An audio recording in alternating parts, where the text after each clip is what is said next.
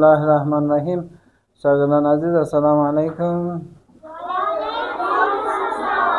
Good morning. How are you today? Okay, today we have very important lesson. امروز یک درس بسیار مهم داریم. Our topic is about direct and indirect object. عنوان درس ما شما در مورد مفعول مستقیم و غیر مستقیم است. که حالا ما شما بفهمیم که مفعول مستقیم چه میگن و مفعول غیر مستقیم چه میگن. What is a direct object? مفعول مستقیم چی است؟ A direct object is an object on which the action is done.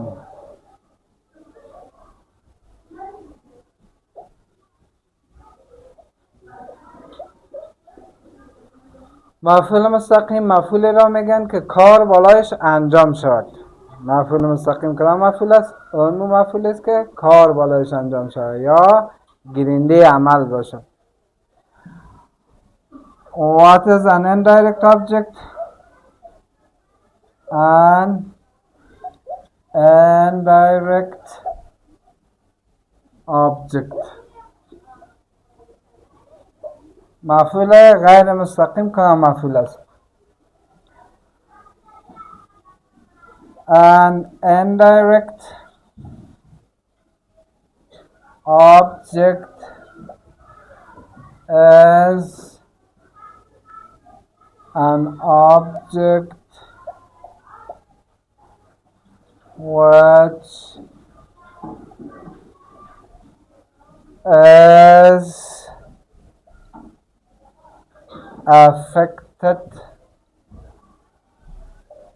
by the action.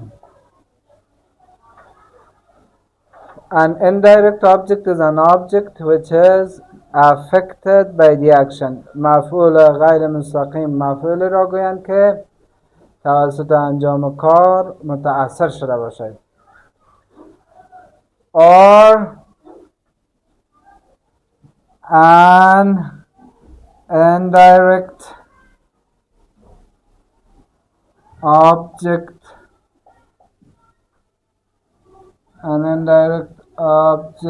is the receiver of direct object.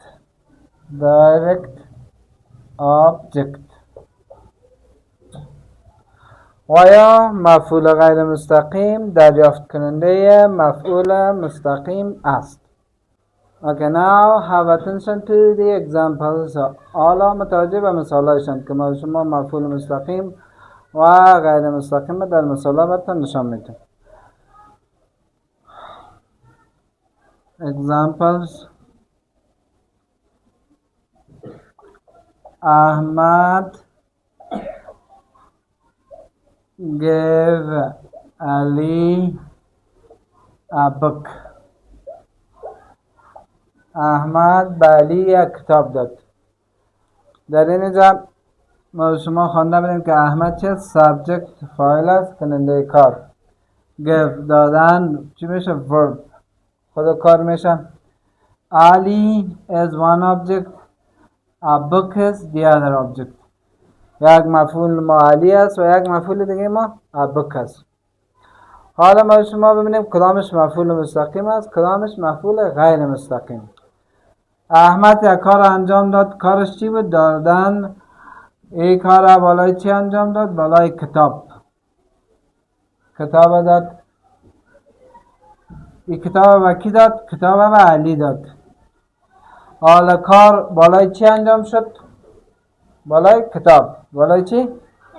بالای کتاب انجام شد. خیلی کتاب چی میگیم؟ دایرکت آبجکت. کتاب چی است؟ دایرکت آبجکت یا مفعول مستقیم. این کتاب کی دریافت کرد؟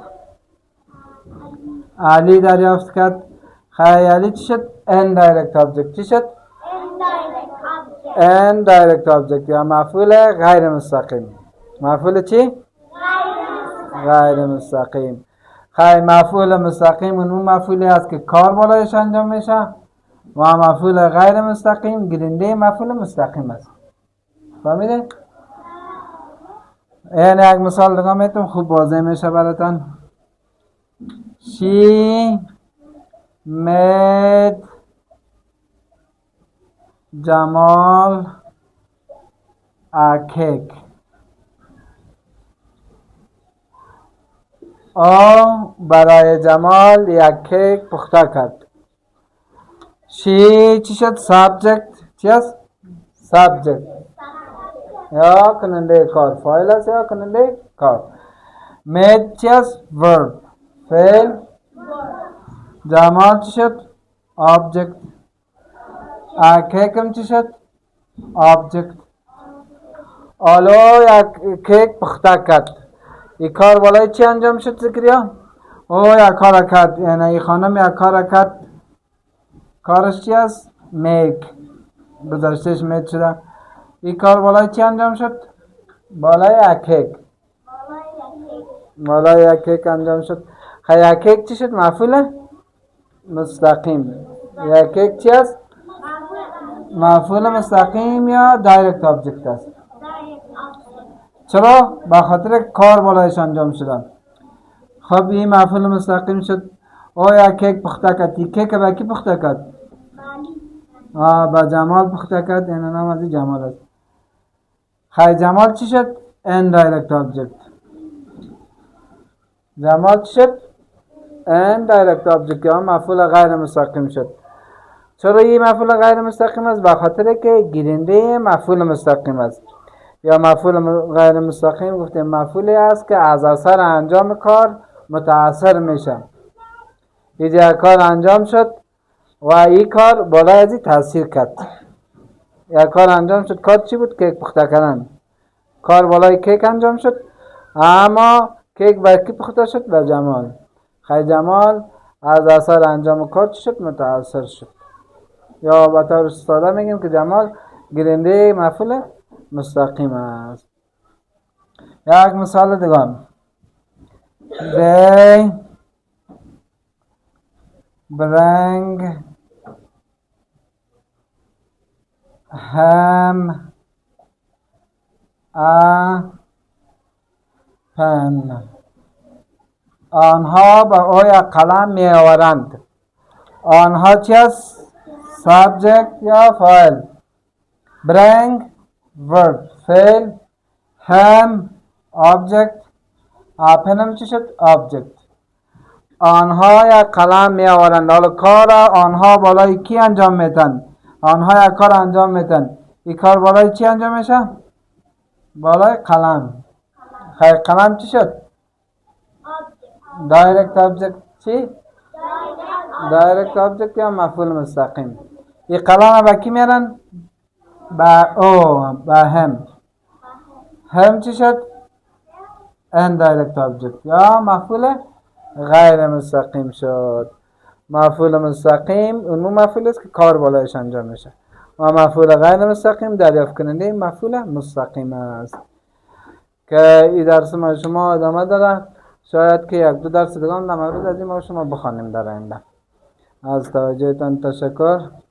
Do you have any question or problem? سوال چیزی نداره؟ Goodbye for now.